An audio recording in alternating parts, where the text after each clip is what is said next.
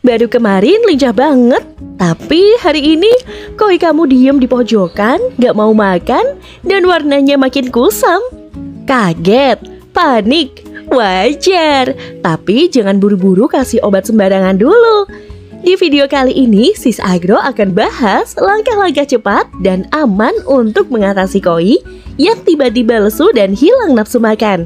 Simak sampai akhir, karena bisa jadi yang kamu kira sakit, ternyata bukan sakit.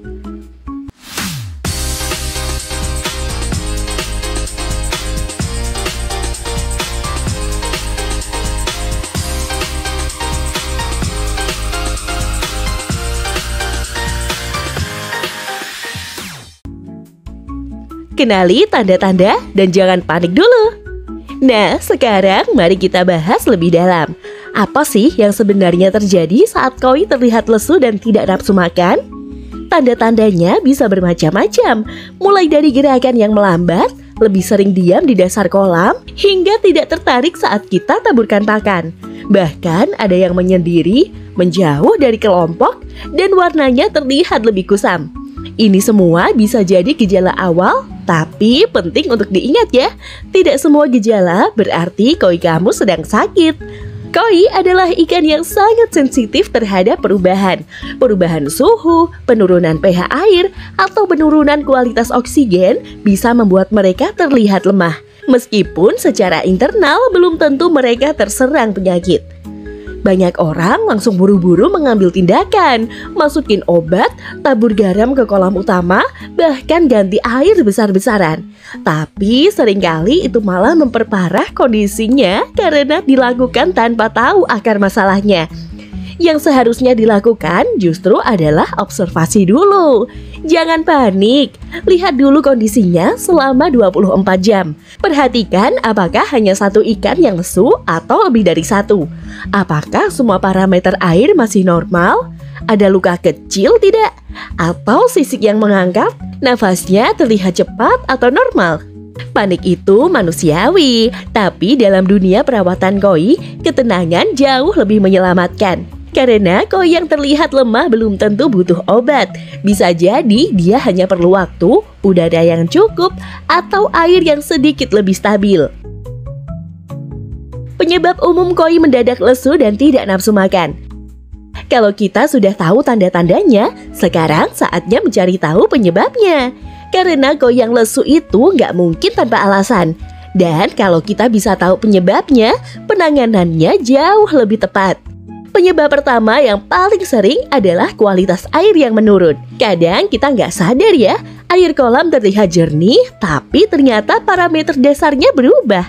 Misalnya, pH tiba-tiba turun karena hujan deras semalaman, atau kadar amonia naik karena overfeeding, atau sisa kotoran yang tidak tersaring dengan baik. Buat koi, perubahan kecil seperti itu saja bisa langsung bikin stres. Yang kedua, perubahan suhu ekstrim.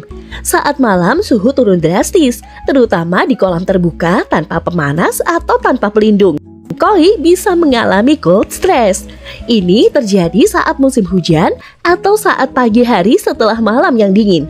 Akibatnya nafsu makan menurun, gerak melambat, dan terlihat lesu.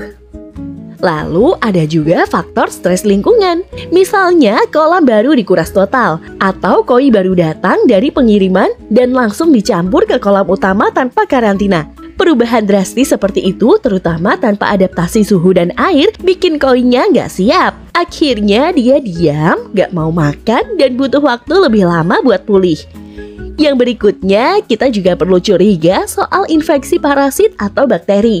Walaupun ini bukan penyebab utama yang selalu muncul, tapi tetap penting untuk diwaspadai. Apalagi kalau koimu menunjukkan gerakan aneh seperti menggosok-gosokkan tubuhnya ke dasar atau terlihat sesak nafas di permukaan air. Tapi ingat ya, parasit atau bakteri ini nggak bisa ditebak hanya dari perilaku saja. Harus diamati lebih lanjut atau dibantu mikroskop. Terakhir, meski sepele, pakan juga bisa jadi sumber masalah. Kalau kamu kasih pakan yang kualitasnya rendah, sudah kadaluarsa, atau terlalu banyak hingga mengendap di dasar, itu bisa mencemari air. Dan bukan cuma bikin koinya nggak doyan, tapi juga bisa bikin dia keracunan ringan. Jadi sekarang kamu tahu kan, koi lesu itu bukan masalah tunggal. Bisa karena air, suhu, stres, penyakit, kepadatan, atau pakannya. Dan seringkali itu kombinasi dari 2 atau 3 faktor sekaligus. Itulah kenapa kita harus cek semuanya satu persatu, bukan asal kasih solusi. Nah, di segmen berikutnya kita akan bahas langkah-langkah konkret, solusi cepat dan aman yang bisa langsung kamu lakukan begitu koi mulai menunjukkan tanda-tanda lemas. Dari pengecekan air, karantina, sampai pemulihan tanpa obat keras. Yuk kita lanjut. Solusi cepat dan aman. Oke, setelah kita tahu tanda-tanda dan penyebabnya, sekarang masuk ke bagian paling ditunggu-tunggu, solusinya. Apa sih yang bisa kita lakukan kalau koi tiba-tiba lemas dan gak mau makan? Langkah pertama, jangan panik.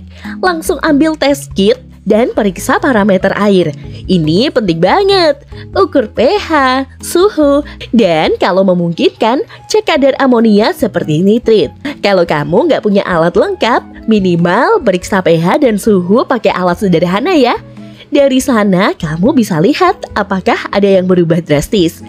Kalau pH terlalu rendah, misalnya turun ke 6,5 atau bahkan lebih rendah, langsung lakukan penggantian air sebagian, sekitar 20-30% dari air yang sudah diendapkan dan aman. Jangan langsung ganti 100% ya, karena itu justru bikin stresnya makin tinggi. Setelah air diperbaiki, kita masuk ke langkah berikutnya, isolasi ikan yang lemas. Kalau kamu punya kolam karantina atau setidaknya bak terpisah, segera pisahkan ikan itu. Tujuannya adalah untuk mengamankan dia dari gangguan ikan lain, sekaligus memberikan ruang pemulihan tanpa stres tambahan. Di kolam karantina, pastikan air bersih dan jernih ya. Tambahkan garam ikan sebanyak 0,3% sampai 0,5%. Dan aktifkan aerator 24 jam non-stop. Kenapa sih harus garam? Karena garam bisa membantu mempercepat pemulihan osmoregulasi ikan, terutama saat mereka stres atau drop. Jangan kasih pakan dulu ya. Serius, banyak orang langsung nawarin pakan lagi supaya koi kelihatan normal. Tapi pencernaan koi dalam kondisi lemas biasanya nggak bisa menerima makanan dengan baik. Biarkan dia puasa dulu 1-2 hari sampai kamu lihat tanda-tanda membaik. Di hari kedua, kalau kondisinya mulai pulih, misalnya gerakannya kembali aktif atau sudah mau mengejar makanan, kamu bisa coba kasih pakan sedikit demi sedikit ya. Tapi pastikan pakan yang kamu kasih itu segar, tidak mengandung zat tambahan berbahaya, dan porsinya kecil. Kalau dalam 2-3 hari belum ada perbaikan, barulah kamu bisa mulai mempertimbangkan kemungkinan adanya infeksi bakteri atau parasit. Tapi jangan langsung nembak dan tebak-tebak kasih obat ya. Kalau memungkinkan, konsultasikan dengan penghobi koi berpengalaman atau cek lendir tubuh koi di bawah mikroskop. Yang paling penting adalah jangan melakukan semua tindakan sekaligus ya. Jangan ganti air besar-besaran, kasih obat, kasih garam, kasih makan, semuanya di hari yang sama. Ikanmu malah makin bingung dan makin stres. Perlakukan koi seperti pasien yang sedang pemulihan, butuh ketenangan, lingkungan bersih, dan perawatan bertahap. Dan satu hal penting lagi, pantau terus. Ambil sedikit waktu untuk lihat gerakannya, perhatikan perilakunya, dan dokumentasikan perkembangannya. Karena dari situ kamu akan belajar banyak. Bukan cuma soal koi itu, tapi juga soal bagaimana menjadi penghobi yang lebih bijak. Sekarang kamu sudah tahu kan, koi yang tiba-tiba lesu dan gak mau makan itu bukan akhir dari segalanya kok. Tapi juga bukan hal yang boleh diremehkan. Jangan buru-buru kasih obat ya. Jangan asal ganti air besar-besaran, dan jangan panik. Karena kunci utama menyelamatkan koi bukan di obat-obatan mahal, tapi di ketenangan, pengamatan, dan tindakan yang tepat. Sampai ketemu di video berikutnya. Jangan lupa komen, like, dan subscribe channel ini.